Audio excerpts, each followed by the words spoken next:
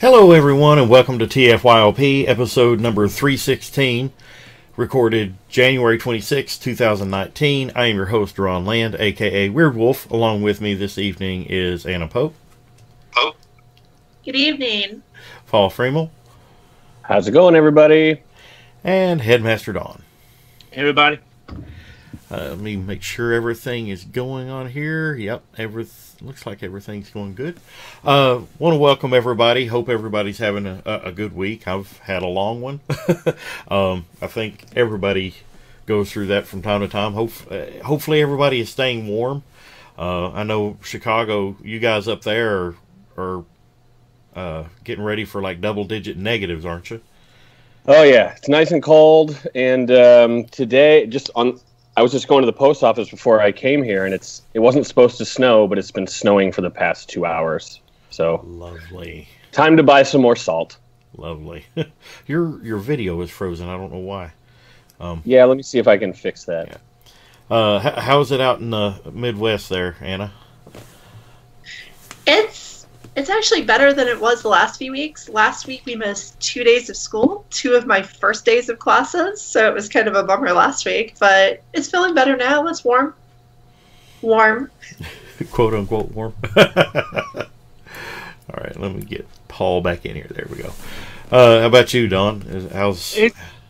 It's not bad. After 2 snowstorms, a hurricane, a brief flash flood over a weekend, my girlfriend has missed about 3 weeks of school, and she's a therapist for the school, so she's glad to be back kind of like to a regular schedule, because they're looking at probably losing their entire second break for spring to make up all the snow dates. So, yeah, I mean, they've already lost like 3 teacher work days just to make up some of the stuff, because the schools were, there's a lot of county out where I live. And even though she works in the city, getting from the county to the city isn't easy when the roads have like 6 inches of snow on them. So it's not. And here's the thing: up in Chicago, in that area, y'all probably have a budget for snow and scraping and more than 2 bags of salt that you can probably share. Down here in the South, snow is not something that we are usually. I lived here all my life, and I can say this: no southern state is really ever prepared for snow.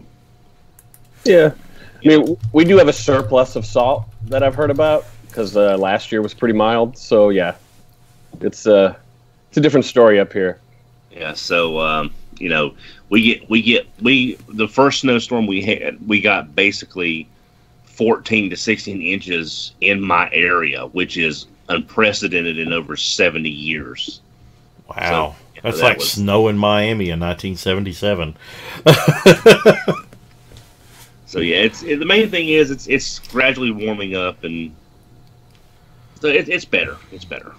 My job, where I work outside, and basically the vehicle I'm in, I have to have the door open pretty much all day or all night, depending on what shift I'm working. And so yeah, I had like 3 layers of clothing on today, because the high was 20 here today, and which, and I guess by Chicago standards that's a heat wave right now, but it did spit the snow the biggest part of the day, and yeah, my hands are legitimately cracked right now, and it's well, Doran, is it a forklift?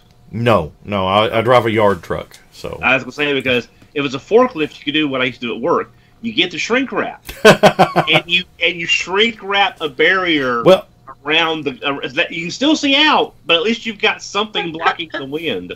Well, I can close the door, because there's like a stand-up door I can walk out the back of the cab with, but and I can close it, because I have heat blowing in my face, but I'm in and out that door literally hundreds of times a day. So it doesn't really pay to close it, unless I'm going from like point A to point B and it's going to be closed for like 5 minutes. I'll let the heat build up inside, and then it's whoosh right out the door as soon as I open it. So it's kind of pointless.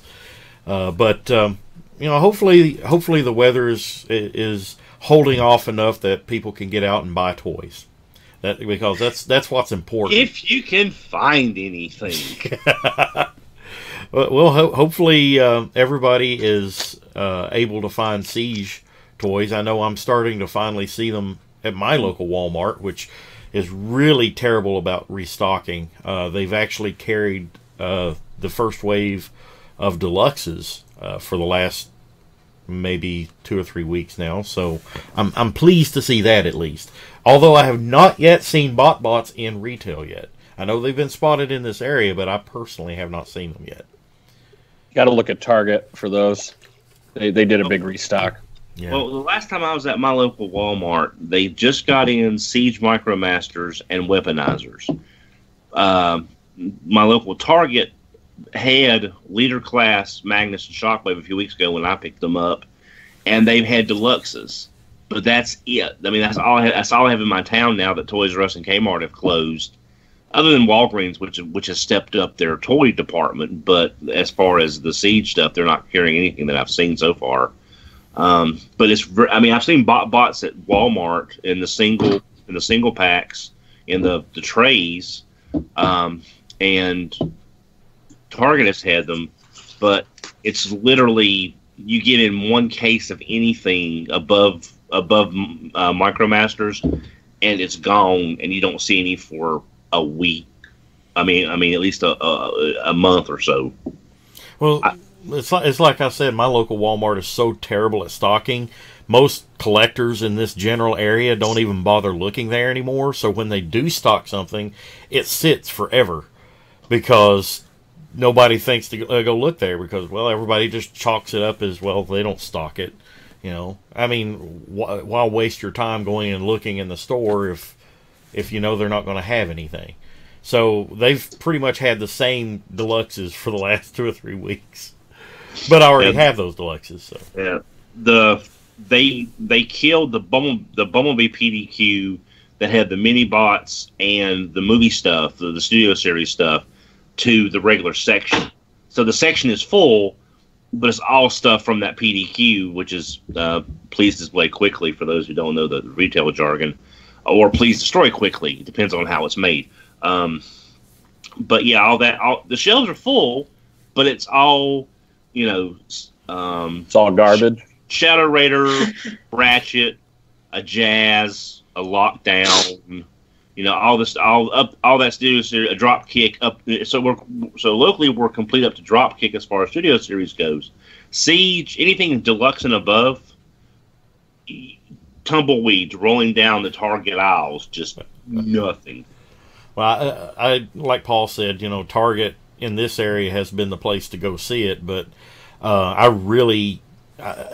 haven't had a chance to go into Target in probably 2 months now. Well, it was before Christmas was the last time I was actually in Target. So, there's literally one just down the road from where I work, but it's kind of out of the way if I want to go to it. So, and whenever I get off from work, I just want to go home. I got my blinders on. I want to go home. The cool thing is, I did stop by my Walmart to pick up some groceries of week before last, and they had clearanced out a lot of the Power of the Prime stuff. I got a $2 Blot, a $2 Cutthroat, a $2 Center Twin. I got a $1 one of the Bumblebee minifigures. So I got a few small things that I'm going to work with, but because I really like the Terracons, and I got them basically because I wanted them on my desk to fiddle with, because Blot is so good. I just wanted one by himself away from Abominus just to fiddle with Blot. I love the Terracons so much. They're like my favorite G1 combiner team. So I would love to have a whole set sealed on good packaging. And I had a chance to buy each one of the Terracons, the deluxes, at Walmart here recently, but like each one of them had a little something wrong with the card, and I wanted each one of them to have a really nice card. And then good luck finding a Hunger, you know. So. Yeah. Those, just so you know, those are at, I think, most Targets right now for 50% off if you can find them amidst the clearance. Because I bought a ton of blots as well for a custom I'm going to do later. So yeah. And it's weird because right before Christmas, I went to a Walmart close to my aunt's, and I counted 12 Hungers on the shelf, just pile and just in a pile. You're killing me. How much are they? Well, then they were still full price because it was right before Christmas. It was still full price. But I mean, I was seeing Elite of One and Starscream as late as right after Christmas. There was still one or two floating around, but then that was it. Wow. Hey, I know this isn't. We don't usually cover the news, but just before we get into our main topic and ouch my wallet, I just wanted to bring up, like, there was some huge reveals today, and I wondered if you guys had any thoughts on them. I haven't heard of any, so I think I know. I have been at work since 4:30 this morning. So. Oh, well, it happened in China, so it happened like I happened to wake up at 5 a.m. and I was like, oh my god, on my phone it was Masterpiece movie Jazz and Megatron were dropped today, which we knew were coming, but they finally like revealed them. And Jazz has a very special action feature. Yeah, he has a fatality mode.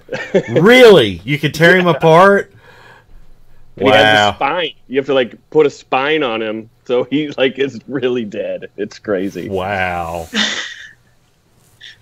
Wow. You know, I'll definitely probably get the Jazz. I've got Studio Series Jazz. I haven't opened mine yet because I've got a massive backlog. Now somebody needs to get like a Hot Toys Predator or something other and have him standing there holding Jazz up, you know, with his spine dangling down. Well, you'll be able to do it. Just soon after Christmas. Hey, Duran, if you can afford a Hot Toys anything, you go right for it. You do it, man. I can't. You do it. I couldn't even afford the Mark. I wanted the Mark V Armor Iron Man. It's like, can't do it. Cannot do it. Not gonna do it. Not gonna do it. Wouldn't be prudent. You're too good at that. Now, was there anything else other than Megatron and Jazz? Because I saw the pictures, but didn't get a chance to really do a lot of research because I was on lunch. There may have been, but that's all I saw. And then there was like another thing that happened today was there was a leaked Wave 7 and 8 of Studio Series, which I don't know if it's 100% true, but with the movie Masterpiece hype today, you know, people are bound to believe stuff like that if it comes across their screens. Just a list of like all the deluxes in the Studio Series coming out. It was feasible. It didn't have all the Constructicons, for instance, that we know are coming out. So I just was like, grain of salt type deal. Yeah. Now that's one thing that worries me is, and my friend Paladin brought this up as well on Twitter. People wanting that Devastator is going to have to fight this kind of distribution over how many class sizes and how many waves trying to complete that Devastator. Hey man, it's fun being a Transformers collector. What can I say? That reminds me of when I was collecting DC Universe Classics. If you want to go pull your hair out, try collecting DC Universe Classics back in the day. And unless you got a whole case when they hit the floor, trying to complete Apache Chief. Oh my God, it was not fun. So before we get into Ouch My Wallet, I want to point out that we are both live on Facebook Live and YouTube. If you are watching on either or, you can comment on the video and it will show up on the screen. As you can see, the YouTube viewers are streaming well, and I checked the connection on the Facebook Live comments. Hopefully it's working. I'm not quite sure it works half the time with the Facebook Live comments, but I do know we are live on Facebook Live, so hopefully, knock on wood. But yeah, wouldn't it? Why wouldn't it? But if Sure. if you love what we do, go to patreon.com/TFYLP. Help us continue each and every month by becoming a Patreon for TFYLP.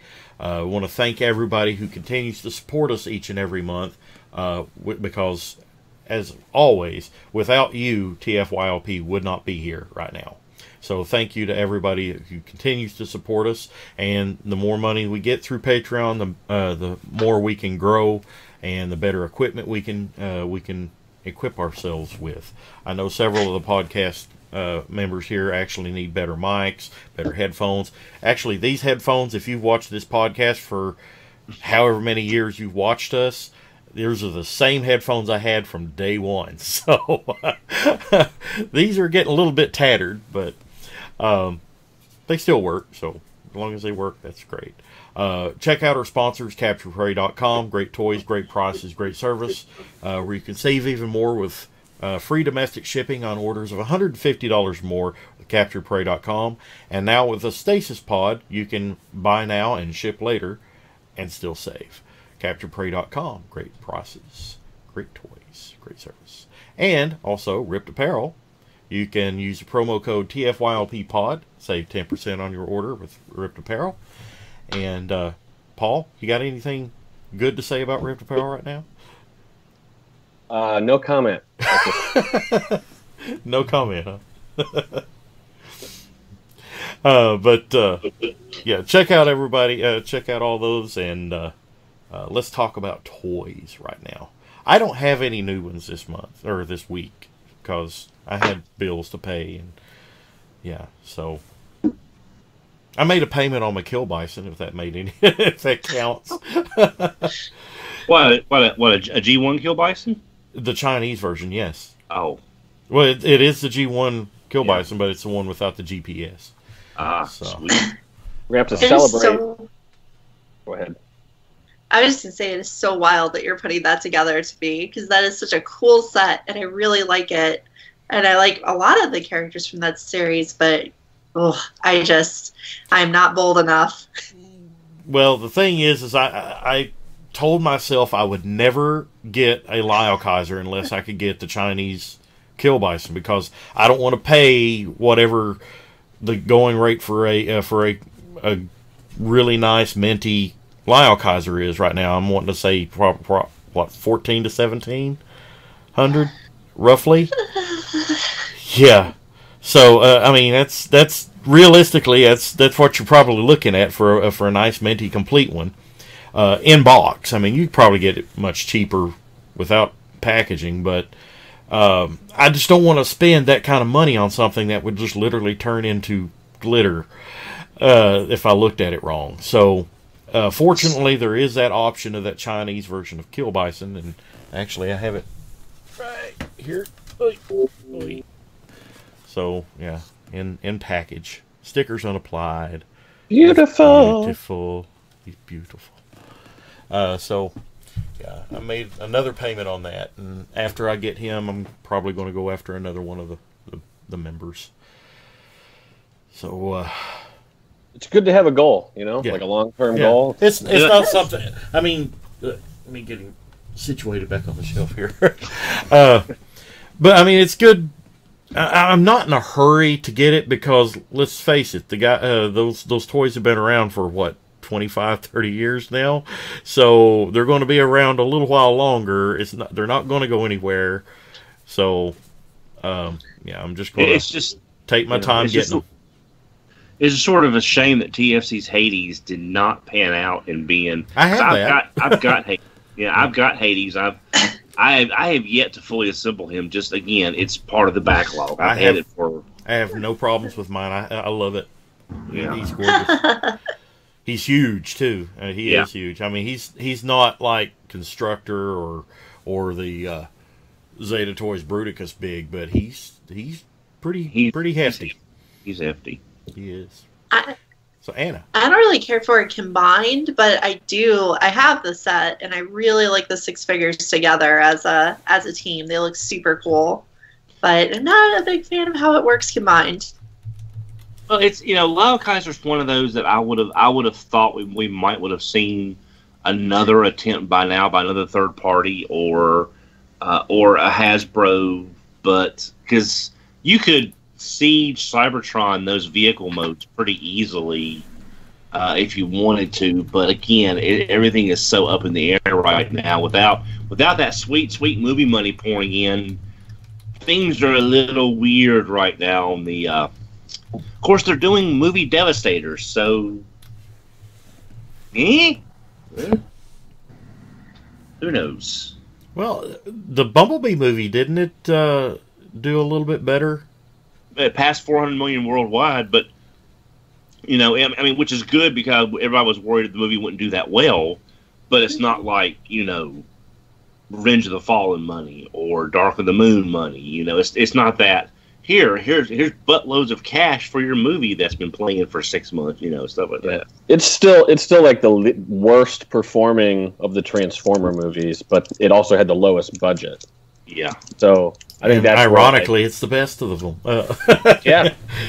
Yeah, it's great. Yeah.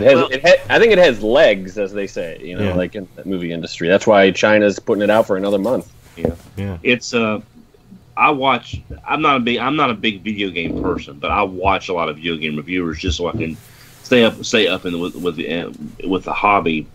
And one of the people that I watch is Jim Sterling, and he says that these big publishing companies, they don't want some of the money, they want all the money.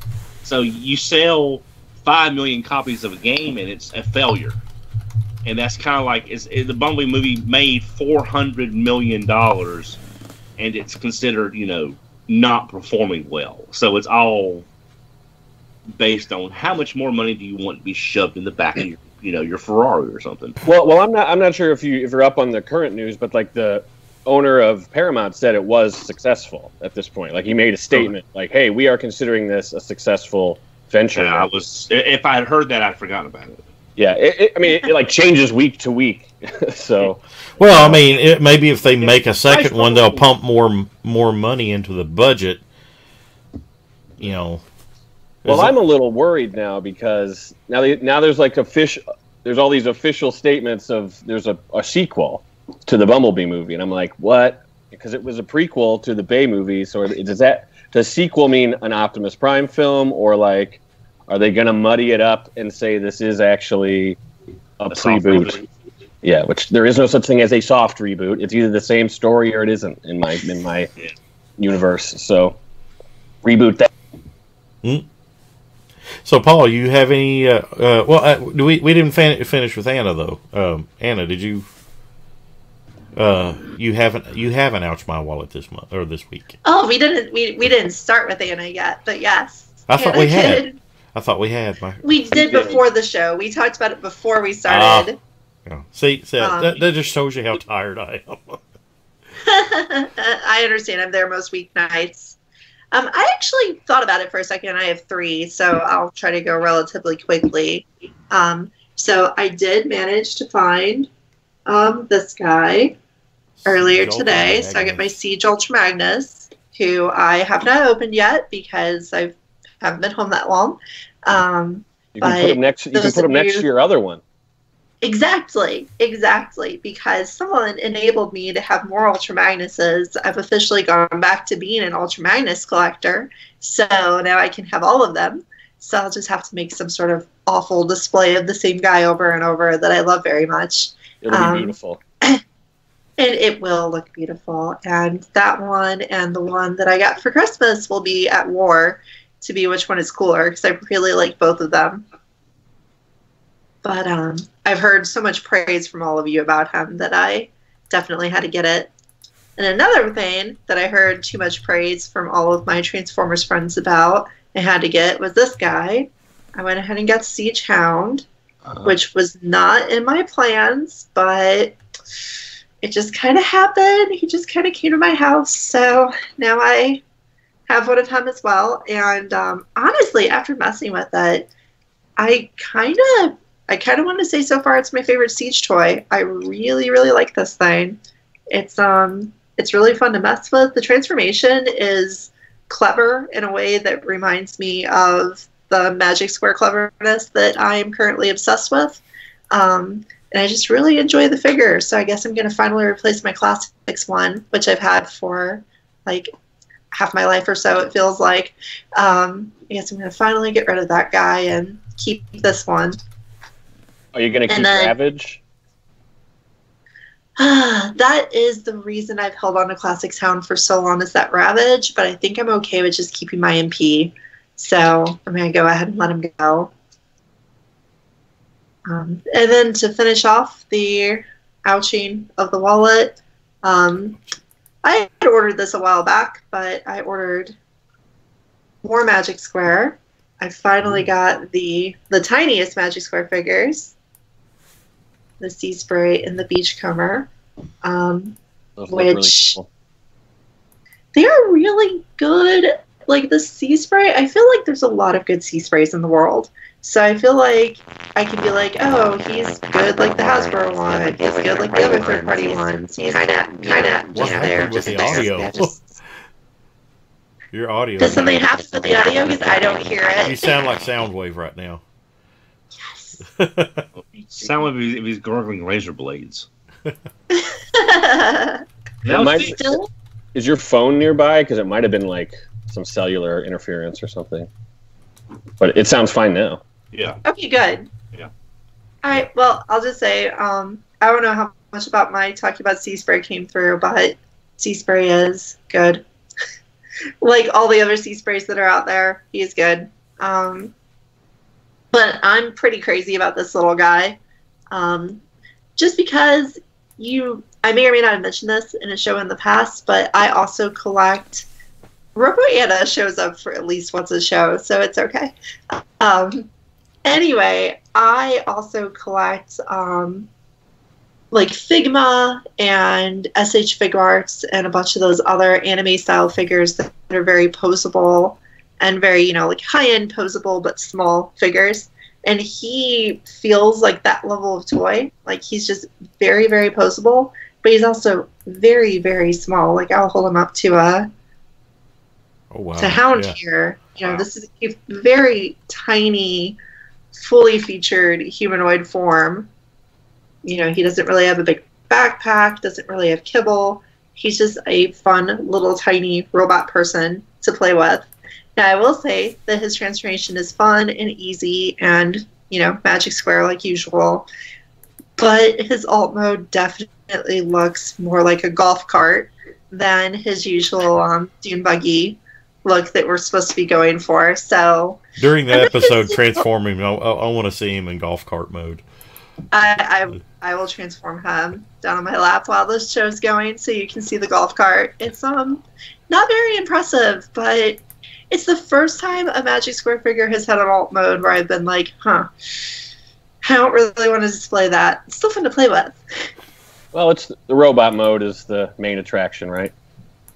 It definitely is for this one. And they do it well, too. They do it well with those Magic Square figures. Oh, yeah. Yep. They're really impressing me, which you can see because I feel like almost every Tuesday night on the microcast we talk about Magic Square. Well, I mean, they've got so much product released in a relatively short amount of time, plus the slate of what they have coming out is just daunting.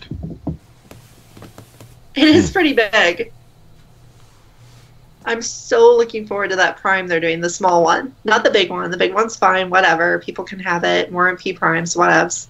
But that small prime they're putting out just looks so cool. So, anybody else have any Ouch My Wallet? I got a couple small things, really. It's not on topic, but I got a good deal on it. I got the Mezco 112 Classic. This is my Iron Man. As much as I love Movie Mark V, this is my Iron Man. So I did work some Dynamics and got a good deal in it. But Transformer-wise, I picked up... I got it about a month ago, but it finally just arrived. I got Magic Square's Trailbreaker. He just arrived. And I also picked up Magnus and Shockwave about 3 weeks ago. Again, I haven't had a chance to open them yet. Looking forward to giving some downtime to open them. And I also picked up Oh yeah, the Magic Square Ultra Magnus. So I've got that as well. So it's amazing on that Ultra Magnus how much of the transformation is just. It's weird, but when you think about it, it hides everything so well. Even the rotating wheels on the feet to go from like a free rolling wheel kind of to the stationary wheels when you look at it in robot mode. So yeah, that was definitely a nice pickup. But other than that, I got most everything before the holidays. Now it's just a matter of waiting for restocks and wave 2 of the next studio series, because I really want Sideswipe. I really, really want Sideswipe. Should be here in a week or two.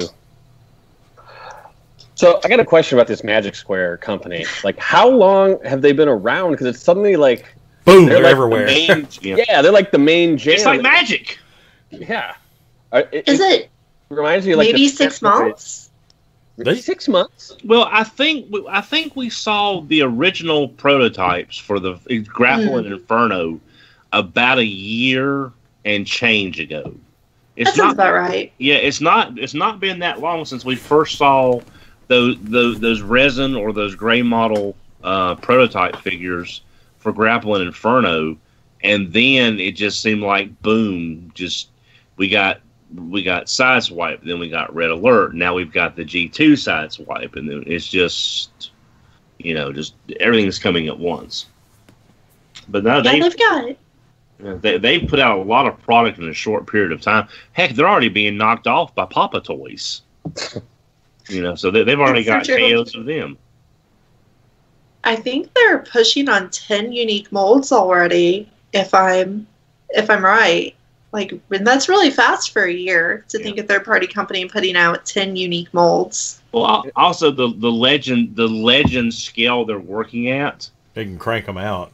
Yeah, they have a lot, but their QC has been really. But surprisingly, with that many figures, I watched several people for reviews. Diecast, obviously. I watched Bobby Skullface. I watched P.All. I watched Imco and everybody.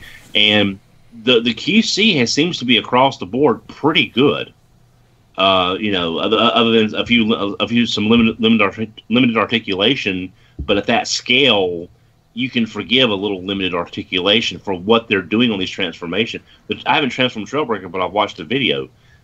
Some of that stuff I can see Takara copying that transformation on that Trailbreaker, and it would be a great looking masterpiece because everything collapses in on itself, but it's not panelly. It all basically goes into the legs and then folds around, so it's a lot better looking than it could be, with just a bunch of panels and tabs everywhere. Well, Trailbreaker's really good. This company must have it's not like they're veterans to this. Like, they maybe have done this with another company and just decided, hey, we're going to do this new aesthetic, and us 3 guys know how to make this happen, and we can get this all launched in a year or something. Well, we've talked about this before, Duran, on the show, and I've talked about it before elsewhere. We don't really know how many of these companies exist separately from one another. Well, a lot of them are some of them are the same people. Like you might have one guy that designs for 2 or 3 different companies, right? And one guy that actually does 2 or 3 different companies as he's like the financial backer behind these, right? So I mean, if I'm not mistaken, doesn't Keith that does KFC, doesn't he also have something to do with DX9 as well? And it gets really murky whenever you talk about who's behind. If every third party out there sees this and would love to do a flow chart of how you all are interconnected, that would be awesome. But I don't think I don't think that will happen, Don. Yeah, I wouldn't bank money on that. But I would love to see that family tree, but I don't think there's any seeds for that. Yeah, no. Well, the seeds of the future are buried in the past. But sure, Hasbro would love to see that too. Very much so. But there's a lot of there's a lot of sharing designs. There's a lot of aesthetics that do carry over, but you also got all these companies going for different niches. In some cases, like Magic Square's going with the Legends stuff. You got Make Toys with the Cross Dimension going for the anime kind of feel to it. God, I want that Galvatron. Oh, I want that Galvatron so bad from Make Toys. But so yeah, but however it's being done, we're getting great product, and Yeah. I will say this: it's as much as I love City Commander, it's come a long way from City Commander. It has. And the little cliff jumper bumper set and stuff. Yeah. Yeah. That's when you know you're old school. Yeah. when you know that guy. Oh, he's adorable. It Oh, does it is look a like golf a golf cart. cart. Yeah. With a long That is really nose. funny. Yeah, it's just a golf cart with a long nose. It's very strange. I mean, Cool. because I've even got some of the I have all of the City Commander armors, other than the ones that they made for like limited production runs, like the Shatterglass purple one. I don't have that one, but Well, I love. that's not all then, Well, is it? Well, I didn't feel like paying $400 for that armor at the time because it cost me enough to get the Shadow Commander armor that wasn't the KO. But I've got all the Protector armors and almost all the City Commander armor, so I really like what they that start. But it's so incredible what we've got now. Yeah. That was a great time. It was a great time to be a Transformers fan. Still is. Yeah. That was a fun time. Oh yeah. So Paul, what made your wallet say "ouch"? Well, I'll be selective. I'll just show two things, but this is I love this Ooh. Megatron, the MP36 Plus. I didn't think I was going to like it so much, but this thing is awesome. I know the Deco's G1. I just cannot get behind that Deco anymore. It's pretty, but I'm happy You gotta with see my. it in person. It's pretty, but I'm happy with the animation one. That chrome is gorgeous. So. Yeah, I will. Yeah, it's Sure. it's sparkly. Look at it shining off his face. It's like I know. It's just you're muted. Yeah, I'm sorry. Yeah, I didn't think I was going to like this so much, but now that I have it, like the gray, the gray is like just like yellowed enough to give it a really unique flavor, and the feet are all metal. Like they're metal on the regular one, but they're painted on MP36. So it's nice that it's unpainted. It really feels like the original toy. And there's tons of tampos on here. I love tampos. I hate stickers. Yeah. So I like it way more than I thought I was going to. Yeah. So highly recommended by me. Yeah. The only thing I wish that they had done on that one. Decepticon ass tattoos. But yeah, I wish they had done the blue insides for the legs, so that way you can have both the classic Megatron and like the variant from that Versus set. So that kind of get like a double homage in there. I mean, I don't think the world could have handled that because it would have been too cool.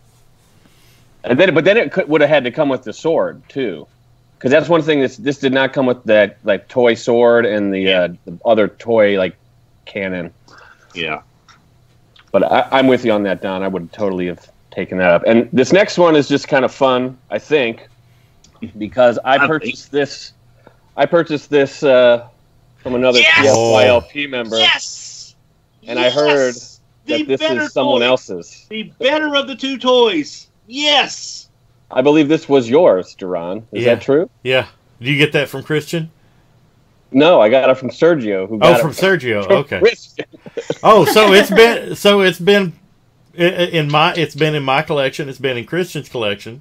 It's been in Sergio's collection, and now it's in yours. Now it's mine. It's not going. It's staying in mine. So. Yeah. Did you get the Ultra Magnus too? Because I have them both. Nope. I'm just I have no plans to combine them. I like the weird yellow Optimus. Don't combine them. You will. I loved it. I loved it combined. Oh, God. I think it's fun. Yeah.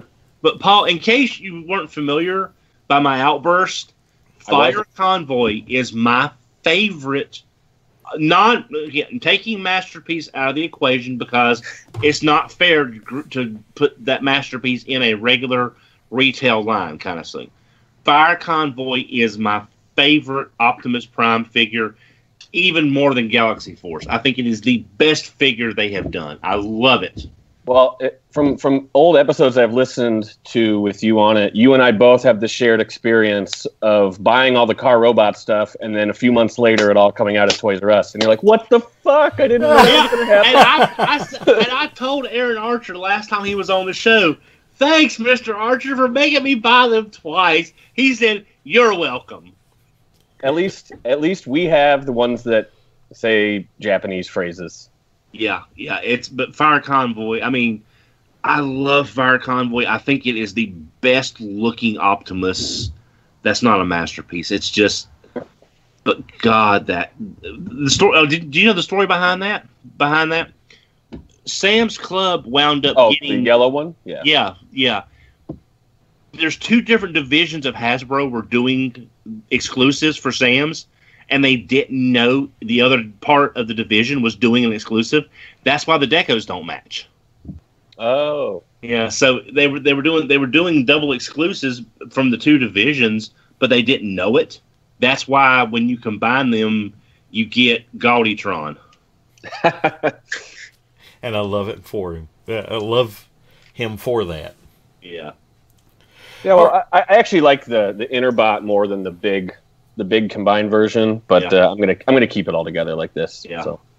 So thank you, Duran, for the passing it along. And actually, Orson bought that for me at TFCon Canada 3 years ago. I think it was 3 years ago.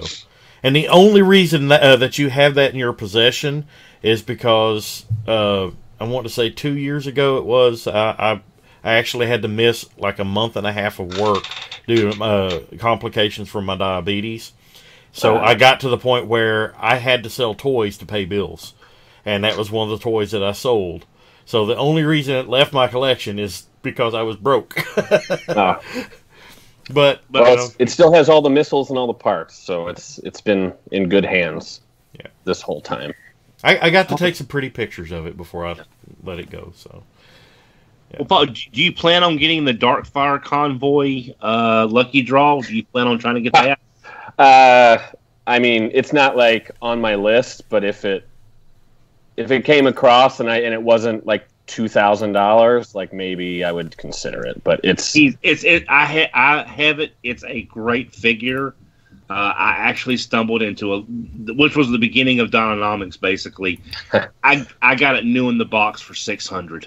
Oh wow, yeah. I mean, that must have been a decade ago or something, right? About 7 years ago. Yeah. Yeah. I got real lucky on that. But if you get a chance to find one in those darker colors, it really is a great looking figure. I mean, I could imagine them maybe doing an encore of that, but since they had so many problems with the other set, I can see they maybe won't. But that's like one of the most sought after lucky draws out there. Yeah, it's also technically one of the easier ones to find. I was going to share some pictures here. Here's one in the chat. But let me see if I can screen share here. Yeah. Just don't plan on trying to find the Ultra Magnus. They made 10. Yeah, that's rough. So if you're looking at the live screen right now, you'll see the actual toy that Paul has right now, right next to him. That's the photo I did of it a couple years ago. When was that? July 24th, 2016. So it's been 3 years ago. Let's see here. And then I have a picture of it combined here. There it is combined. Much to Don's chagrin. Well, I mean, I was there the year they showed that off at BotCon. I have the Polaroid. I took my parents' Polaroid with me and bought the film because Dad wouldn't give me the film. He said, "You will take the camera, fine. You buy the film." I have the Polaroid that I took of that, and just for kicks and giggles, you were talking about the lucky draw Godfire Convoy, showing off the pictures of that right now too. This right here is it's a really hard to come by piece. So, how many of these were made? Do you know? I want to say the number that I remember, and I'm sure Daniel could probably correct me on my numbers, but I think it was 450, which for a lucky draw is pretty high. Yeah, that's higher. If you think about general production runs, that is super tiny. Yeah, that's less. Yeah, that's even less than BotCon levels. Yeah, but for a lucky draw, it's very high considering they do. Like I said, the matching Ultra Magnus, they did 10. Yeah, I mean, I would almost consider that not a lucky draw at that level, but you know, it's lucky draw just means how you were able to get the toy. It was like a drawing at a magazine in Japan. Yeah. But somehow the same people always end up with those. How does that happen? It's magic. Magic. Is it a magic square? Well, you know, this is a topical podcast. We've covered the topic of what made our wallets say "ouch" this week. Now we're going to talk a little bit about how does the media affect us as collectors buying the toys, and does it matter whether or not the toys are good toys for that media? And vice versa. Does a good toy make us want to watch the media, even if the media is not that great? Is that kind of what the idea you were going for, Don? Yeah. When I brought this idea came from many discussions at BotCon with friends from RFC, all the people from BotCon that I've known since the beginning. I've been with Rick and other people. That a lot of my friends say that for the BotCon sets, the fiction didn't matter. Didn't matter what the comic book was. Didn't matter what the theme of the show was. As long as the toys were good toys, that's all that mattered. And I understand that to a degree. But these toys exist only in this one brief moment as far as being brand new product. And relevant, yeah, thank you. And without the comic book, without the fiction, without knowing where these characters came from, without knowing what their motivations are, the backstory, just something to give us an insight into these characters' world, they feel incomplete. And I'm going to use the set. It was the set. Cybertron's Most Wanted. It was the Megatron from the Silas Breakdown Prime mold with the matching mini cons. You had the other characters from that set as well. You had the General Optimus and Sergeant Hound that were names from aborted G2 concept that they used Generation Toys for. That set, again, this is just me speaking, but as a set of toys, it was good. But when I read the fiction and saw who this Megatron was, you know, what was going on with the Warrooters, being from the Diaclone, I believe, seeing the fiction made the set more important to me because I saw how this snapshot of the universe unfolded. And that's why the fiction is important to me. Otherwise, you wind up with things like Power Core Combiners. Towards the end, Power Core Combiners was getting very good. But we had nothing to back them up. We knew nothing about what the story was. And yes, from a kid standpoint, that leaves their imagination wide open.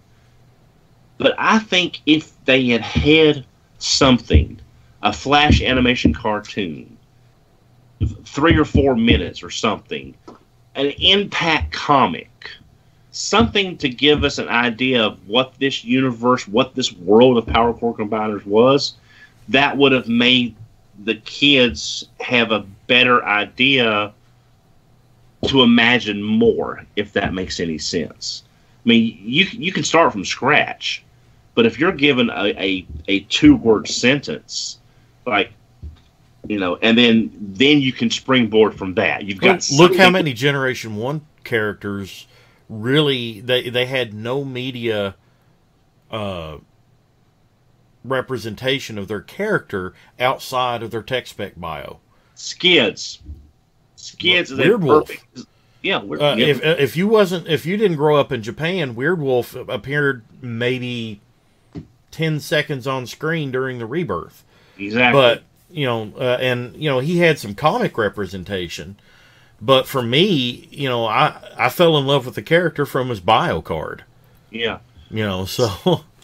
So to me, the fiction is important because it helps flesh out the characters, so at least you know something about them. So they're not just this thing, this cup that you know nothing about.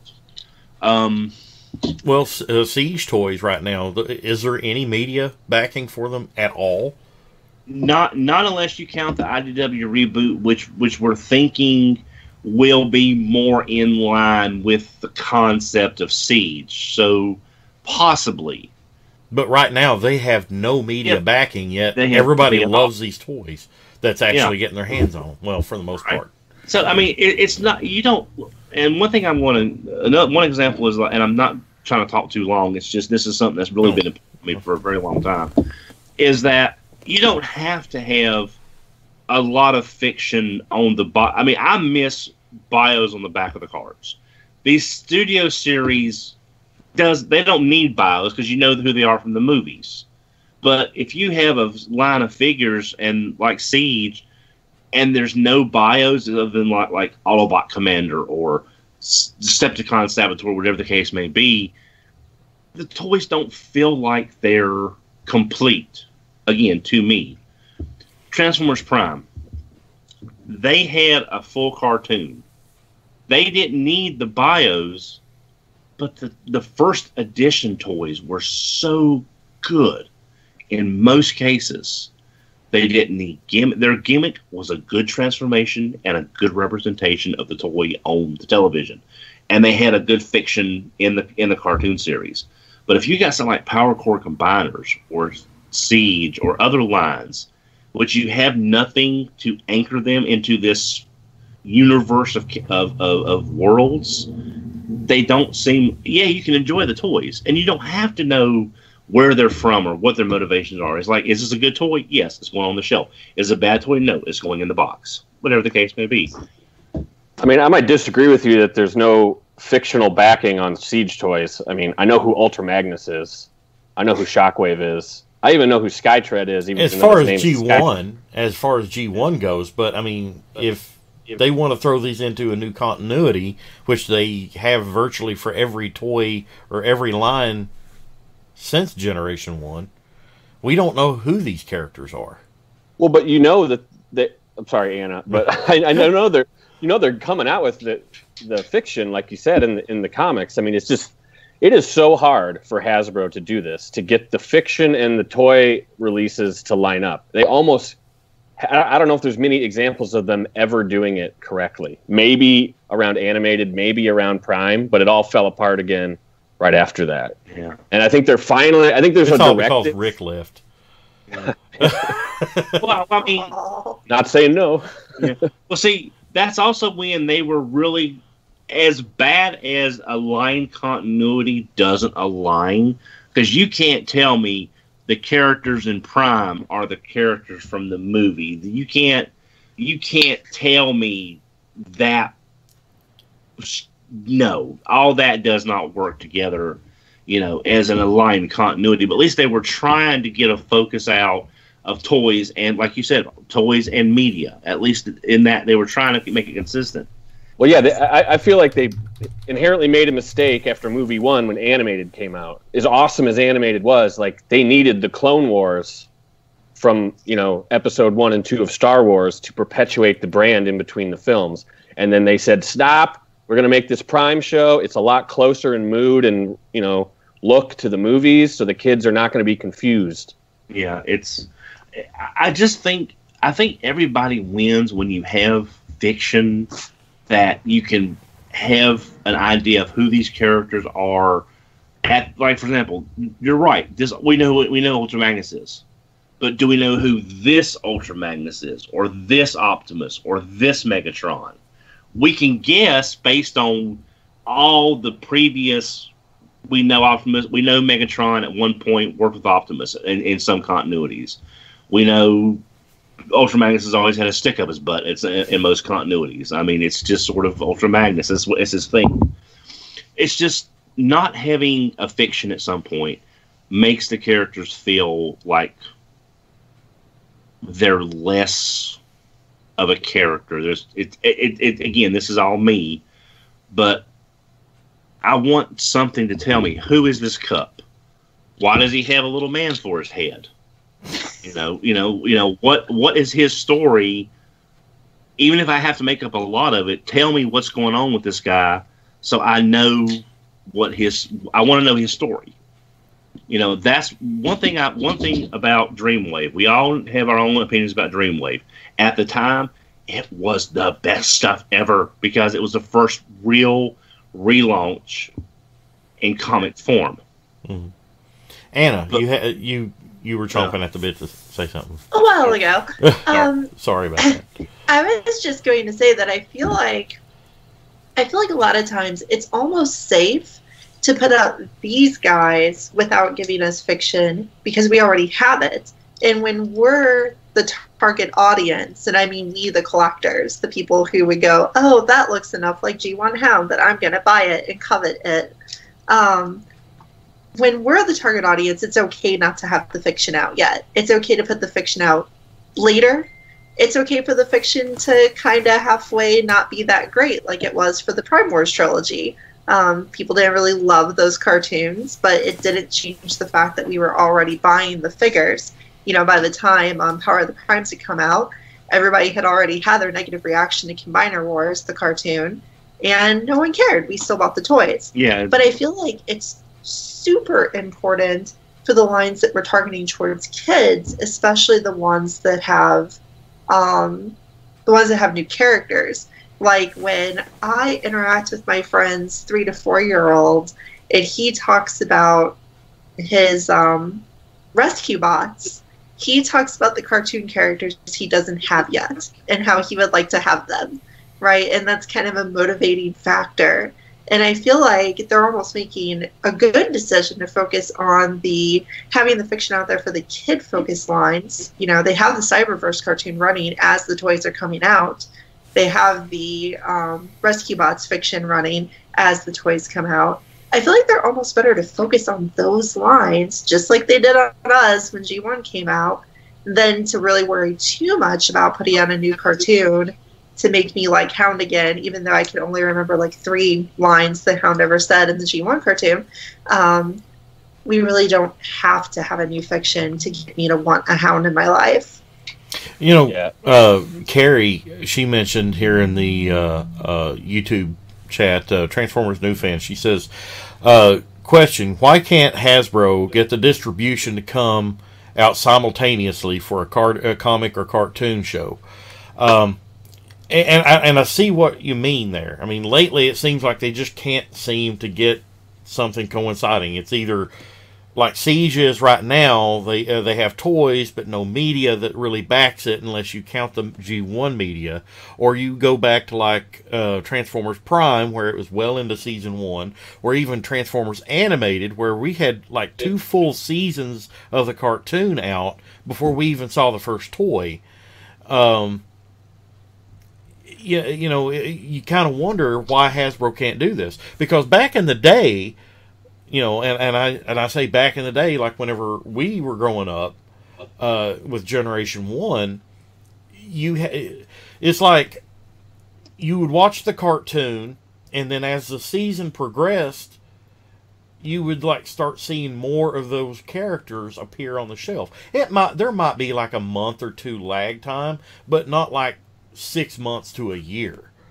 I remember getting a new toy that I had just seen in the cartoon recently, or read in the comics back then recently, and getting that toy, and how the Transformers always came with a little catalog.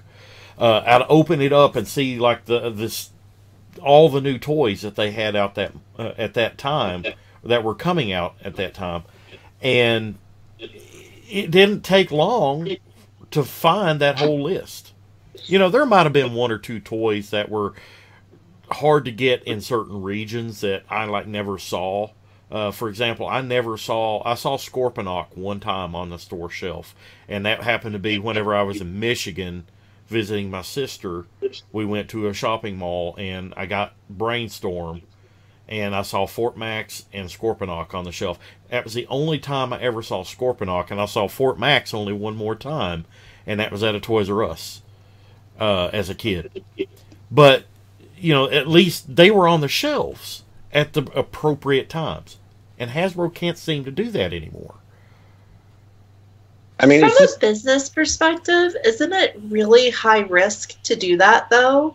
Like, you run the risk of things happening like with The Last Night, where I thought that I would want those toys, and then I saw the movie. It said this movie's garbage. I refused to buy the toys. It's really high risk to invest in both the fiction and the toys at the same time, isn't it? I would agree. I think that's a really good point. I was going to say it's mostly the difference in timeline and deadlines for creating fiction versus a physical product. They're just not the same. You can make the TV show or an episode of the TV show these days a lot faster than it takes to actually make a line of multiple products and get them from the manufacturer to the United States, to the stores, to the distributors.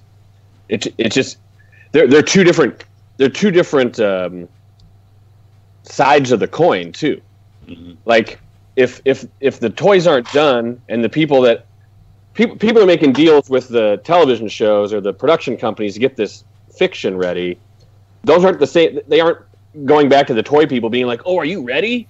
No, they're like, "We're getting this done. I don't care where you are. You better get moving too." So they're at somewhat of a conflict between each other because they're both trying to hit deadlines.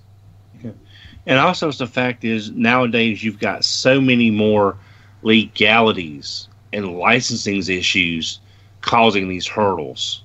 Because back in the day, you probably didn't have to meet half the regulations that you do now for, this company has rights to this, but this company has rights to that, but this company has rights to this.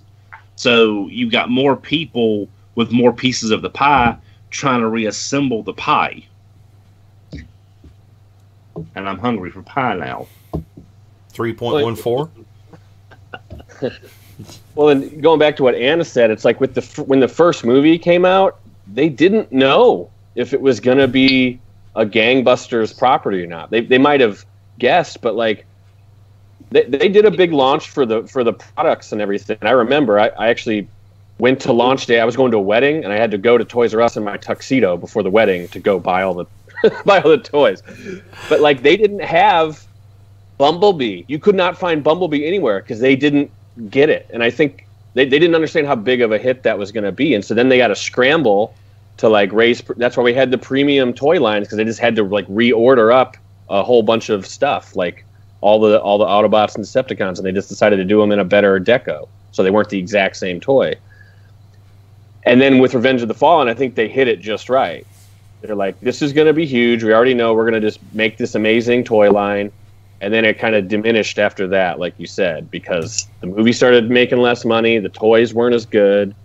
They have to. There is a risk involved with you just don't know how the public is going to react to your fiction or the supporting toy line. Well, and that's exactly how this ties in with our topic tonight is the fact that if you have really good media but crappy toys, do you still want to buy the toys even if the toys are crap because you love the media so well? And vice versa, if you have really good toys but you don't care for the movie so much. It's like some of this studio series stuff. I'm really digging some of the studio series things. I'm not a huge fan of the Bayverse designs, but and most of the live action movies beyond the first one and Bumblebee, I really didn't care much for the movies at all, but yet I want a lot of these Studio Series toys, and even some of these movie masterpiece toys. It's kind of weird, you know. I don't care for the media, but I want the toys, and vice versa. You know, if you have like, you know, really good media like Transformers animated, I didn't really necessarily want the toys because they just didn't look right on my shelves to me. Even though they were good toys in general, if you just set them by themselves, they were genius. But you can't put animated toys on the same shelf as with other Transformers, and they look right to me. Some people have no problem with it. I can't. I mean, does that make sense? Yeah, it does. And I agree. I will buy, if I really like a character, I will buy a subpar toy of it. For instance, I went out of my way to get that box set so I could get the Nautica figure, even though I actually don't like how it looks. I don't think that's a good representation of the character. I think it looks kind of awkward. I think the RC remold is way better. But I wanted a version of Nautica, so here I am spending, you know, $100 on a box set so that I can get it, even though I'm not that hyped about the actual figure itself. Yeah, it's a placeholder right now until something else comes along, either third party or first party. I'm really hoping for a good third-party version of her before we completely forget the character. And I'm going to apologize. I didn't mean to run away with the topic at the top. No, you're fine, Don. This is a discussion topic. That's the whole point, Don. Yeah, you're doing it right. Yeah, right. I'm doing it right. Oh, okay. No, it's just I've always hated having characters and nothing to go by. It's like I miss back of the box bios. I miss actual, honest to God, decent bios on the boxes, because if there is no fiction for them, like you said, especially for the younger aimed lines, give them something for their imaginations to springboard off of. And even for the older people, give us more than just Heroic Commander. No, duh. Really? Optimus is the Heroic Commander? I would have never guessed that. Well, he wasn't in animated. Oh, true. But his name literally means first best. I mean, okay, that. But it's just, but it boils down to like for example, with BotCon. That's one thing that, like I said, that's where this whole thing came from. Is like having just this group of toys and nothing to give them a place in the universe, a reason for being. I hated that, and I don't want to see that happen to other good lines. Like if Power Core Combiners had kept going, imagine what we could have gotten, because the last wave was really between Grimstone and Steamhammer. Those sets were really good sets, but there was nothing behind them to know where they came from, what they were, all that. Maybe if there had been some kind of fiction uniting them, maybe there would have been more interest. Well, there was in Japan, which it was pretty wild. Yeah, but also very expensive if you remember what some of them EX sets were running at the time. Also, the entire second wave of repaints didn't help matters. But yeah, that's just always been important to me, is that the characters have some kind of anchor to the rest of the Transformer universe, and they're not floating out here in the ether. It's like, well, make up something and that's fine. Yeah, I agree, and it also means that if something isn't supported, like, Grimstone being a really cool Power Core Combiners figure and something on my shelf that I always look at and think, who is that? What is that? It'll never get a remake because it didn't have fiction to support it, so no one's going to remake that figure and make a better version. It's not going to get a third-party Grimstone. Yeah. It's kind of a bummer. It's a loss. Yeah. It's like, we'll never learn. Does anyone actually call him Dino Pope?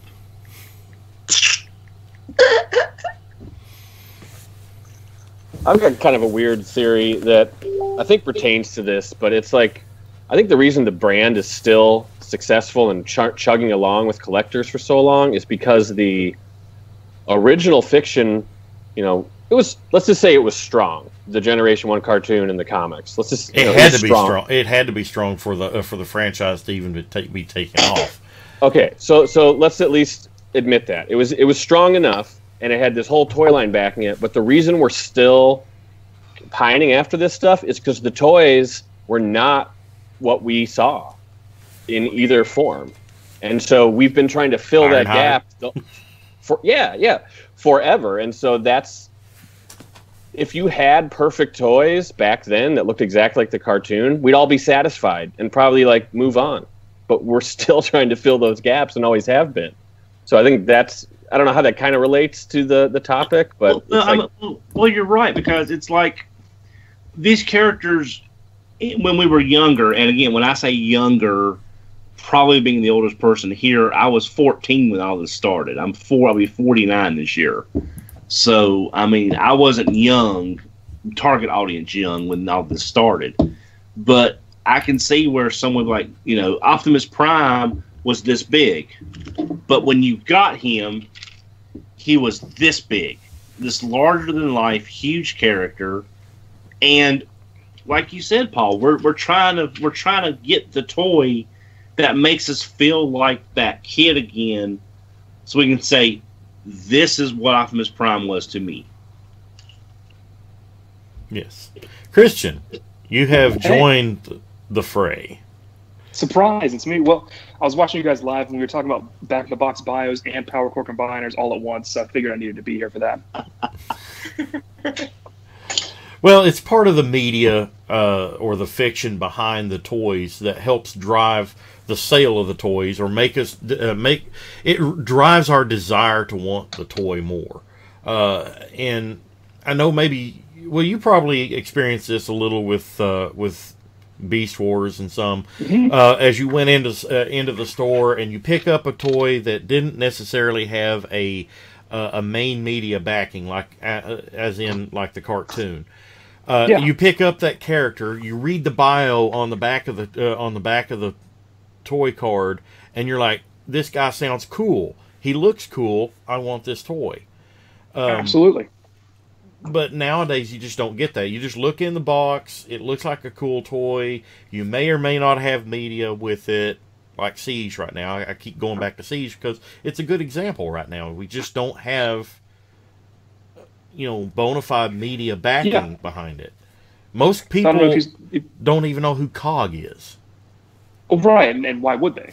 Yeah. But I don't know if you saw my comments in the Facebook chat, but what I was saying is that was the job I wanted to have when I grew up. I wanted to write those bios. I wanted to write that copy. I wanted to write all of that stuff because I had so many ideas of what characters could be and how to express what those characters were to new people, to casual fans or to new fans, people who don't know who COG.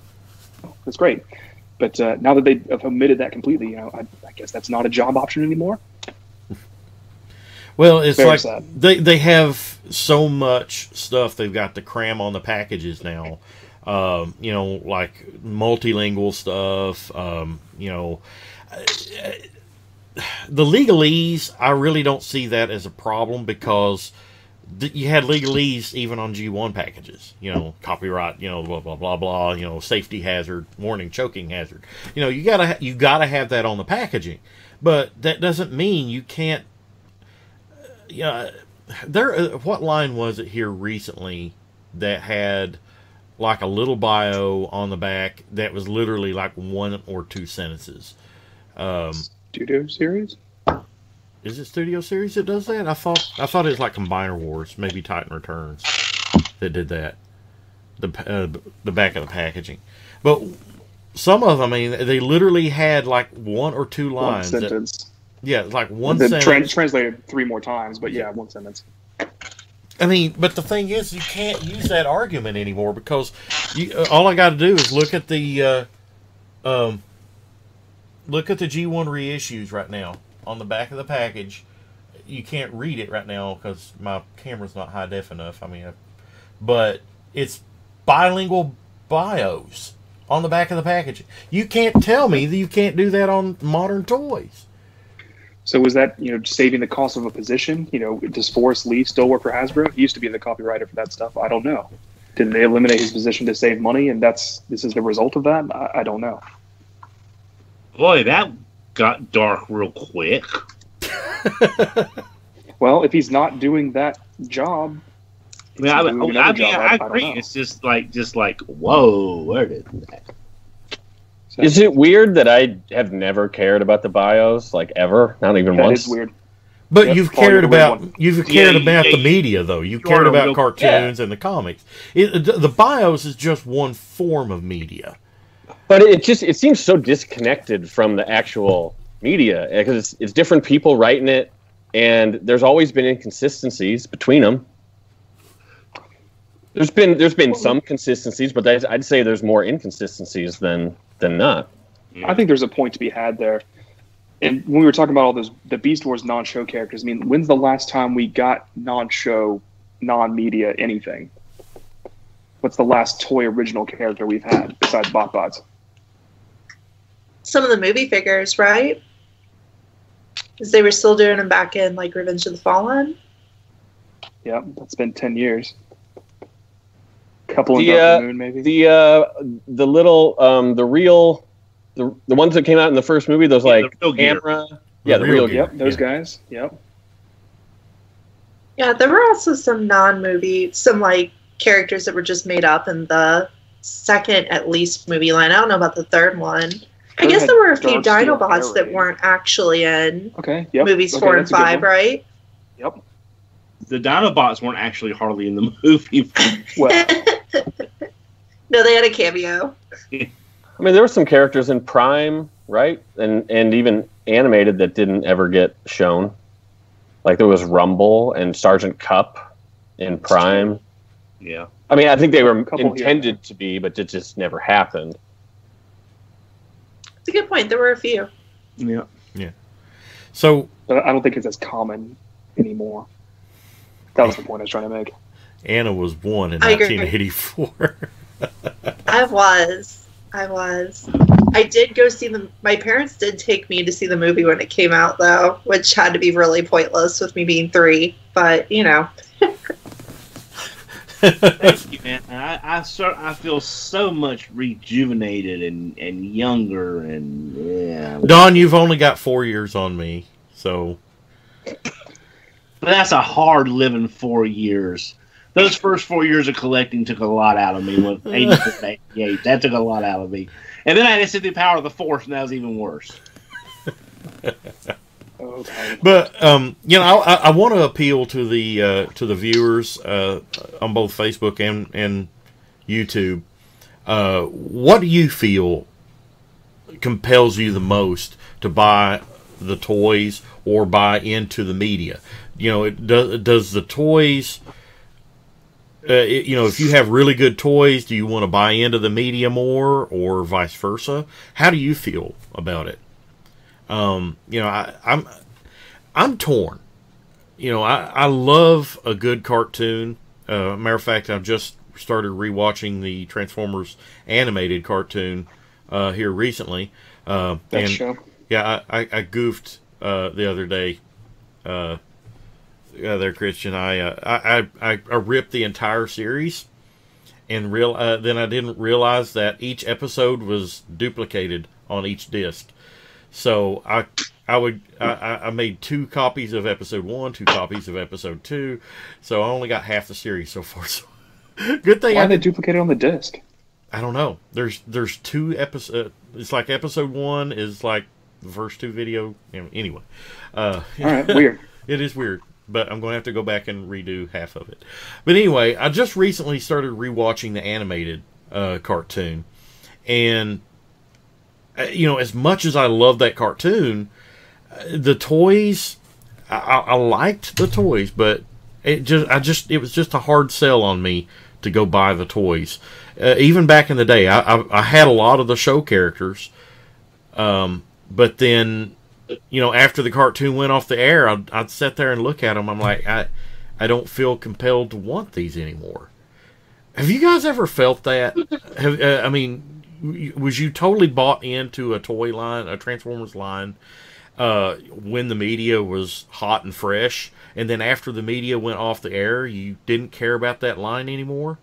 I did it with a couple other lines too. What about you guys?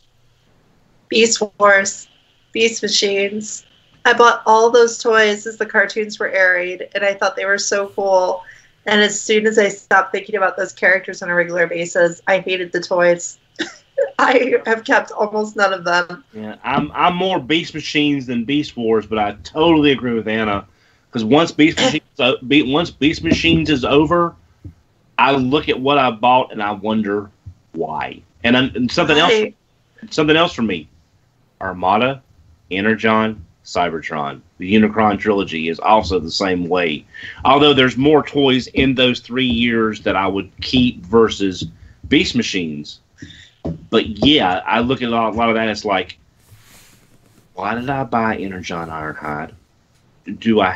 Was Supreme Cheater not enough self-loathing, and I had to buy Energon Ironhide on top of that? What I'm hearing from you guys is that the media really influences your perception of the toys. Well, it helps. It does. It helps make it more of a full package. I guess kind of it's just more of a. I guess it's just more of a thing, for lack of a better phrase. Honestly, like for me, it's not so much that, like, I don't know.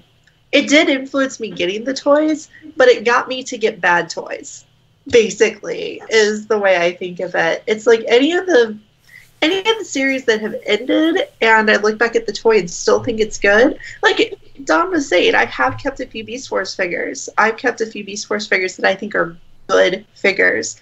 Honestly, I've been really thinking about going back and finding a Magna Boss again, because I really, really like Magna Boss, even though I didn't keep it when I purged all my Beast Wars, and it wasn't a cartoon character. I want that figure again because I think it's a good figure. But it's just realizing that I bought a bunch of bad toys because they were at a show I was watching is what really changed. Well, I guess sort of I don't want to like put off the wrong statement here to make it seem like I hate this stuff, but like G1 had a lot of bad toys. Okay, it did. I'll admit that. Yeah, Broadside was a bad toy, but I like the character. Yeah, and so you can, I guess, with G1, a lot of people like remember the media so much that the toy, like if a new awesome toy comes out, they're excited because it like rekindles that joy they had while watching. While living through the media. So like if some of these Beast Wars toys you were talking about were reissued and were like super amazing and much better than the ones you initially had, would that excite you? Like would you get re-energized to get that figure now? I'm so excited to finally have a good Obsidian figure from the MMC repaint they did of their world to make an Obsidian from Beast Machines. That is so cool. I really liked Obsidian and Strika, and I had to get rid of the toys after I realized they weren't very good. And now I get to have good versions of them. I think it's super cool. So yeah, definitely. Computronus Prime. What, Broadside is bad? The Generation 1 is not a bad toy. As far as... it depends on how you define a bad toy. You know, I mean... So, he was a fun toy. I give him that. I thought he was fun. But as far as detail, he didn't have a lot of molded in detail. Didn't have a lot of articulation beyond like elbows. He didn't have legs. He did. End of story. It's a bad toy. He did. He had an indentation that gave you the impression that he had legs. Nah, not enough. Well, yeah, so far. Yeah, they were. I would say saying it's a fun toy. That's accurate. You know, it's fun. G1 Megatron was interesting, but like compared to MP36, it's a joke. I mean, it. Well, does G1 Megatron actually have hips or leg joints, or like what is that? They're kind of floating there. It's got a Well, big the old thing, trigger. well, yeah, Transformers' new friend, Ironhide and Ratchet's toys didn't even have heads.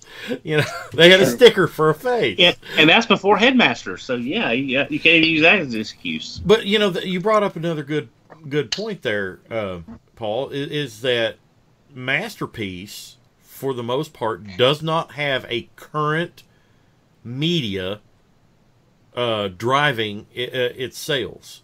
We want those toys strictly based on a 30-plus-year-old cartoon that really wasn't that good in its if you boil it down. I mean, the writing was okay. I mean, it was for kids. I mean, it's not really deep. The animation was sketchy at best, but yet we want toys that look like that animation. Why? The archetypes it created were very strong, and they've lasted the test of time. Sorry, Christian, what were you going to say? I'm just going to scooch that application over to classics as well. Yeah, It's true. It's fueled by nostalgia for sure. I mean, this whole thing is so. Just which level of nostalgia are we aiming at? At any given time. yeah. But is it fair to kind of put Masterpiece in the same the fiction category, because so much of what we have is all variations of G1, and Masterpiece is like the ultimate G1 line. So it really, of everything we've talked about, it doesn't need any fiction because it already has 30 years of fiction to back it up in some fashion. Masterpiece is the ultimate application of that whole idea of being invested in the fiction. You're not going to see a Masterpiece figure of Grimstone, like we were saying earlier, or any of the other characters that never got fiction, even 30 years from when they came out. You're not going to see a Masterpiece figure of that. It'd be cool, but you won't. Yeah, it won't happen. Well, Don, I think that goes back to my comment about Siege. Like, it's still like, without the new comic, it is able to live on its own because the toys are awesome, but it has a basis in G1 in that 30-year nostalgia, universe we've been talking about. I mean, that toy is awesome. It's a toy. It's basically everyone keeps saying mini masterpiece. Every toy is a mini masterpiece so far, except the Battle Masters. They're kind of crappy. Well, that Megatron, I don't know about Megatron though. He's good, but he's got more issues than a lot of the other ones. Yeah, I could agree with you saying it's a weaker of the bunch, but I think that they overcomplicated the transformation in a way that makes it more interesting. It could have been a lot lamer. But ultimately, though, the Masterpiece toys, they're leaning more toward the animation accurate. But as I stated earlier, the animation was sketchy at best. How many times did we saw?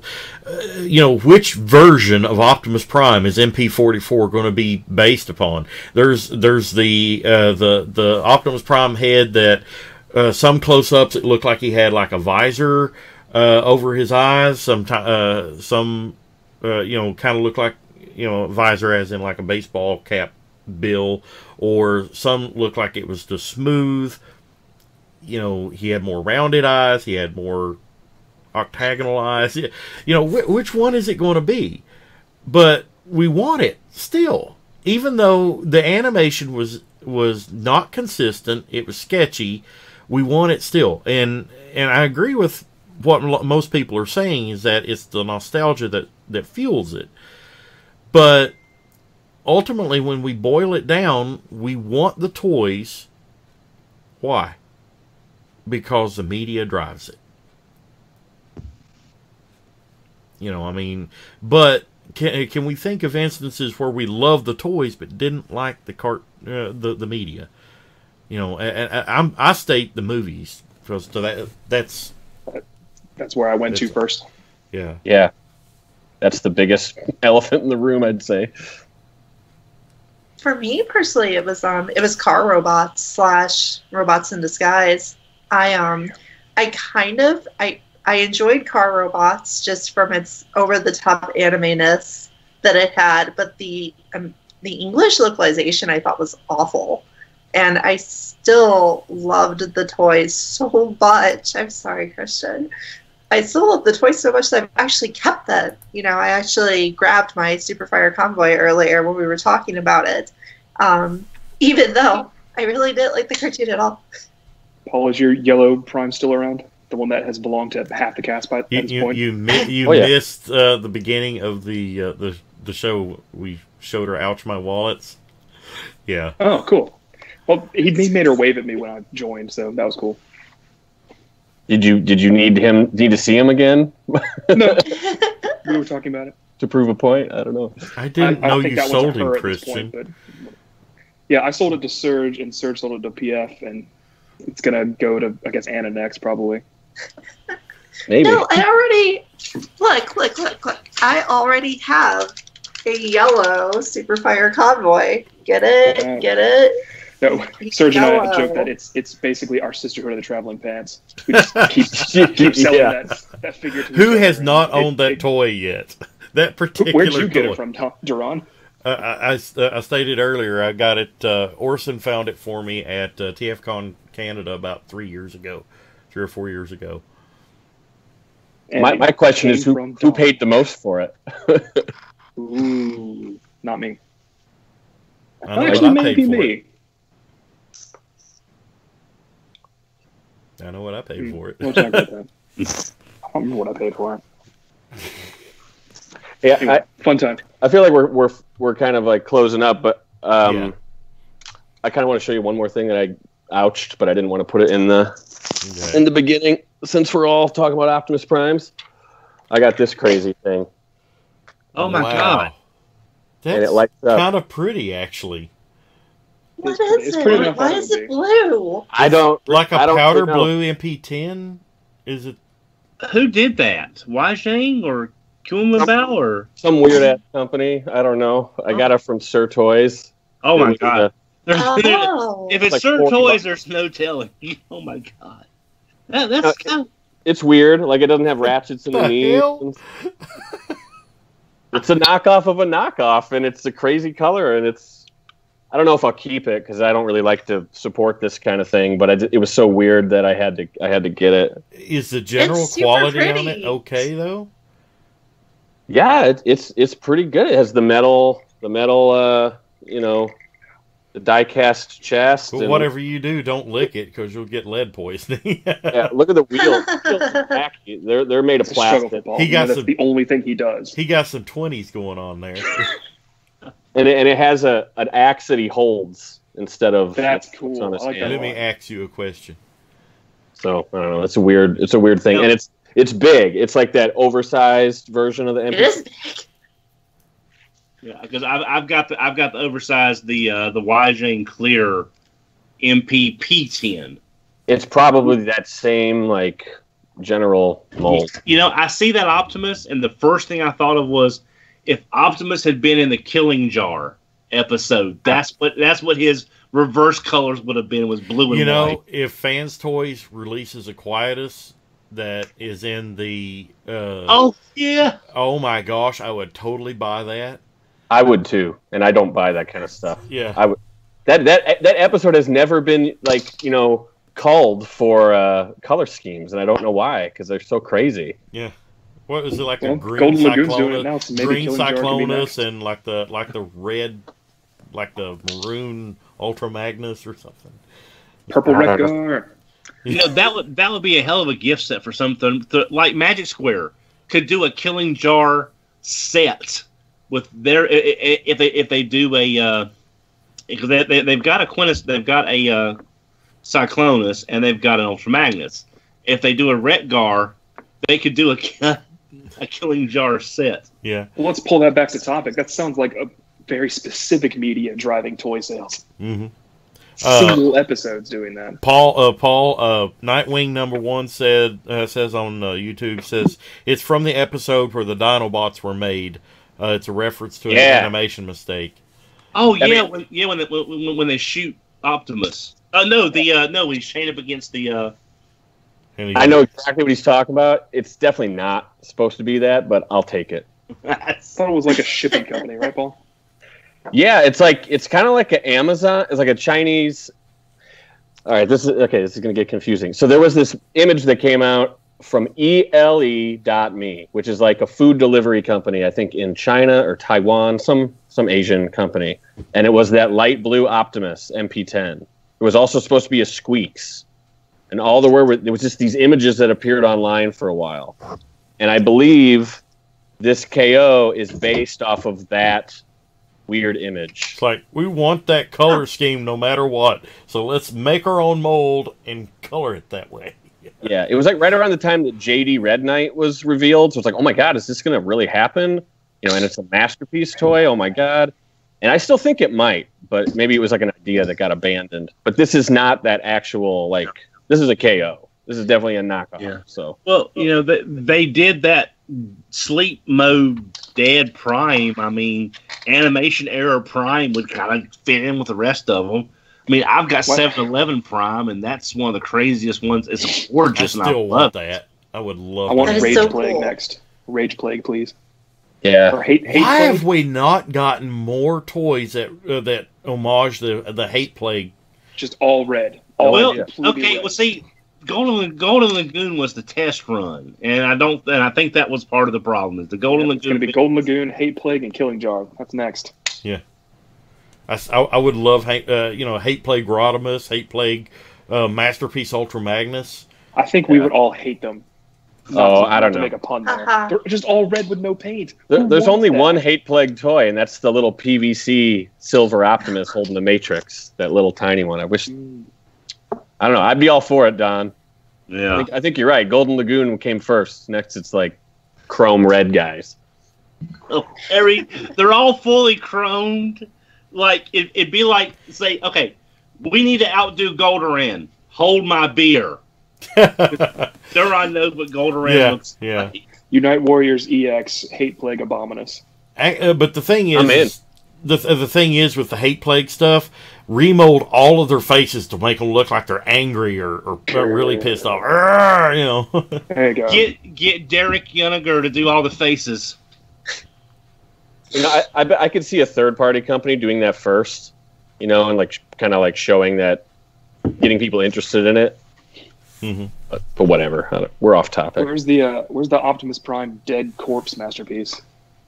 That was sleep mode. Not sleep mode. The red and blue, like normal colors, but with his zombified eye and stuff. I am kind of surprised. Mausoleum Optimus. That's what we'll call it. Optimus.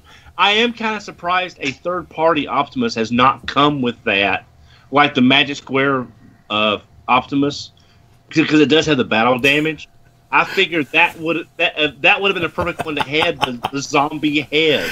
Gus won on YouTube. Why have we not he's still waiting, and I'm going to ask this. Why have we not got a Rumble covered in bird shit?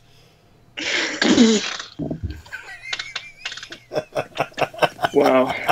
I can imagine a third party doing like a little cloak that looks like that. You just sort of just drape it on top of the Rumble. That's something. This is maybe a topic for another day. Different kinds of repaints. Yeah, well, Magic Crazy Square, repaints. That like would for never example, happen. but using Magic Square doing episode-based sets when they get more figures out. Do like a Decepticon Raider in King Arthur's court with a Rumble and a Ramjet and a Hoist and a Warpath, or Lance. and let's say God Gambit with a Cosmos and an Astro Train and a Jazz. Big can of bug spray. Yeah, make sets of figures, like gift sets of figures based on these individual episodes. I can't imagine them not doing well because everybody has a favorite episode. Like, I love God Gambit. I love The Gambler.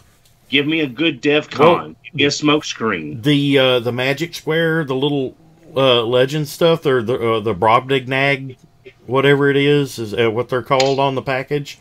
That call specifically, that's the name of the kid that played with the toys. Yeah, in Child's Play. Yeah. So This is Planet. That's Aaron. His name's Aaron. yeah, but would I remember that one very the name of the specifically. planet was Brobdingnag? Yeah, the planet. Yeah, okay. Yeah. So, yeah. So Yeah, it is, in a way, Magic Square is hearkening back to a singular episode. Can we get a singular episode pack of Sea Spray becoming a person, a human? Sure. Or Power Glide, macking on that girl named after hotels. Astoria. Yeah.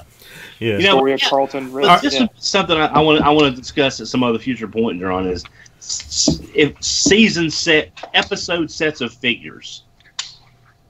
Interesting idea. I think probably only Magic Square could really do that. Yeah. Well, now Toy World's also doing that size class too. Oh, But- then yes, only that size class could do that. How about that? Yeah. So, I guess. go ahead. I mean, first off, they're not that much cheaper than the bigger figures, and they're actually more expensive than mainline retail figures. This is cheaper than this, for instance. Mm-hmm.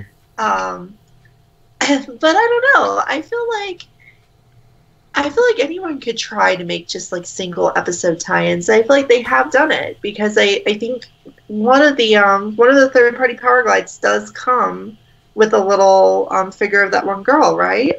I'm not making this up. I don't think I'm making this up. Richtofen, I think's what it is. Yeah. the Richtofen, the third party Power Glide does come with a little Astoria.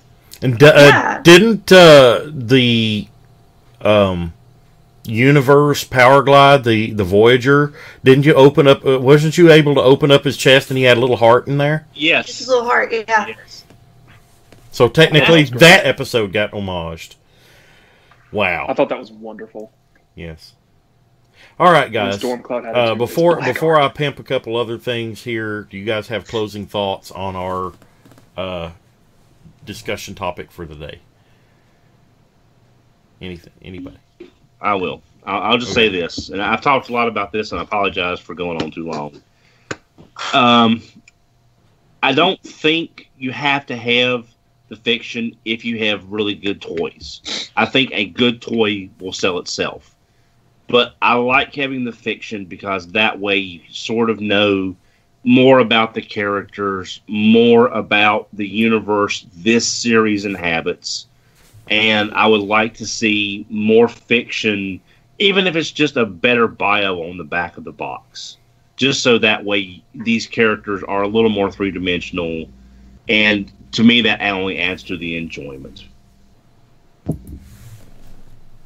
All right. I would say I that when the fiction is in line with the toys, that you have the most success. It's just very difficult to do. I think it's just a little bit of a bummer that when even these third-party companies come up with somewhat original designs, like, that Steel Bug figure that was a combination of a movie design and a metal slug, or Dirty Man, who's a toilet, they're not going to sell as well as the figures that are direct homages of cartoon characters. And it's kind of a bummer, because those are two really cool designs, in my opinion.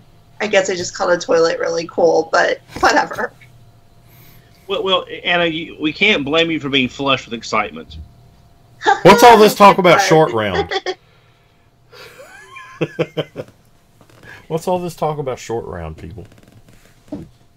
Oh, short rounds toilet mode. Yeah, Yes. good times. Shit. I think our franchise is fairly unique in that we've been driven by media for so long. And not just any media, but we have several different kinds of media and several different phases of media throughout the history. And so really anyone can have a piece of media that they really latch onto, toys or no toys. But I think we can definitely say that without the way the media influenced people originally in G1, Transformers wouldn't exist today. True. Absolutely true. Well, I want to remind everybody that we have a new show that we have started. It is Facebook Live only. Usually hosted by Lucas. It has been hosted by Lucas. We were calling it the Minicast. Now it has been rebranded the Microcasters. It's a more focused. Yes, it's a more focused mini podcast. It's 30 to 45 minutes. in, like I said, Facebook Live only. So go to our tftalk.net Facebook page and like and follow the page. That way you'll get the notifications. Anna, when is it? It is Tuesday night at 10 Central or 9 Central, 10 Eastern. Sorry, I always get time zones wrong. And this week we will be talking about this figure and his purple friend.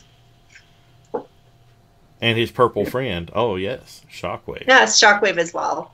Yes. I don't own Shockwave, so the other guys will have to I can talk actually about be on that podcast. I can actually be on that one.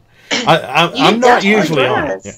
But I was actually wanting a future episode, not this week, but maybe next week if I'm not on there. I know you guys don't have it, but it's something that needs to be talked about again, because I've actually been seeing it brought up a lot recently on different forums like Facebook and on message boards. But Brave Toys. I'm going to do a little unboxing of this guy on live, on the Facebook Live.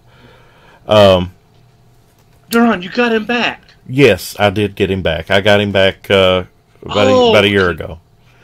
Go, God, congratulations. Yes. Congratulations. Yeah, this is Brave X Kaiser's Dinogeist.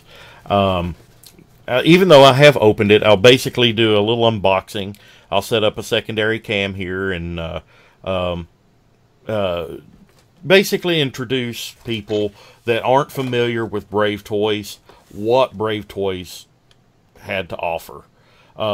And if you love Transformers, you'll love these guys. I mean, there's a reason people love these guys. They are made by Takara, as you can see. You know, you've got the little Takara logo down there. Yeah, Takara. Great stuff here. Is that the one you told me about? That's a train. No. So dinosaurs. No, Oh. you're thinking of Tri-Bomber. Okay. But yeah, this guy here, he's very much like G1 Snapdragon. Is the closest thing I can think of. Yeah, so you're going to take over microcasters for Brave? Yes. Rude. Not rude. Rude. Not Rude. Not rude. It's an avenue. Microcasters is the GOAT. Avenue. It is the GOAT. Check out Microcasters at 10 p.m. Eastern, 9 Central on Tuesday nights on Facebook Live. Just like I said, like our Facebook page, tftalk.net. And make sure you set your notifications to get notified whenever posts go up. We share a lot of news about Transformers from around the fandom and around the web. So if you like us, follow us on there. And as always, go to our Facebook group at facebook.com/groups/TFYLP, and you can just chat it up with us on there, talk about anything Transformers, third party, or what we talk about here on the show. If you want to talk about a specific topic that we've talked about here on the show, go on there, and if there's not already a discussion going on about it, bring it up. There's plenty of us that see it every day, and we'll talk to you about it. And if you don't understand things, don't know about history of Transformers, things you don't quite understand, there's plenty of us that are knowledgeable that follow that group that can help you understand and learn about it if you're a new fan. Yeah, so. And we're nice. And we're nice. We love Hey, Duran, do you have extra BotBots to trade? No. And I would have to ask my girlfriend because they're hers. Well, if you did have extra ones to trade, you could join the official BotBots trading group. Yes. Also on Facebook. What is it called? The official BotBots trading group? It's called Transformers BotBots Trading Group. You should join it. It's where we trade BotBots. I have joined it. I know you did. Yes. Not just you, but listeners. Have any of those BotBots become valuable all of a sudden? Like any that are like rarer than others? Anything like that? There are some that are rarer than others, but they're not quite coming to value just yet. People are having rough times fighting Cuddletooth and Deuteroni, though. Okay, so I'm just wondering if the ecosystem, if you will, is building up since you made that group. Not yet. We'll see. We'll see. I can't get into BotBots. I just don't. They're not for everyone. The group, Dawn. They're not for everyone. I'm gonna add you to the group anyway. And if he leaves it, just add him back. I'm gonna make you an admin of the group, Don. Make him owner of the group. That way. No, I'm in the group. Sorry. No one loves BotBots more than I do. You even bought a special display for them, didn't you? Yeah, I did. I'm gonna buy more of them too because there's more coming. Show it off. It's in another room. I'll post pictures. Post pictures. All right, guys, we have went quite a while tonight. Want to thank everybody for joining us, both on YouTube and Facebook Live. Lots of great comments. So like I said, like, subscribe, and share wherever you consume this podcast, whether it be live on YouTube, on Facebook, like our page. If you download the podcast's audio on iTunes, Google Play, wherever you download it, well, you can't subscribe to it, I guess. Well, you can probably subscribe to the RSS on the website. So just subscribe to it, like, share, and rate us. Give us a little mini review. Help people understand that this is your favorite Transformers podcast, or one of your favorite Transformers podcasts. There's lots of great ones out there. We love the fact that you guys listen to us and watch us every week, and it's fun doing this. I mean, like it says up there in the corner, we've been going since 2010, so almost 10 years doing this. It's hard to believe. Next year will be 10 years of TFYLP. So, yeah. Yay. Not a flash in the pan. Not a flash in the pan. All right, guys. We will see you next time on TFYLP. For Dawn, Anna, Paul, and that little thought bubble up here, Christian. Good night, everybody. We'll see you next week. Take care, everybody. Night.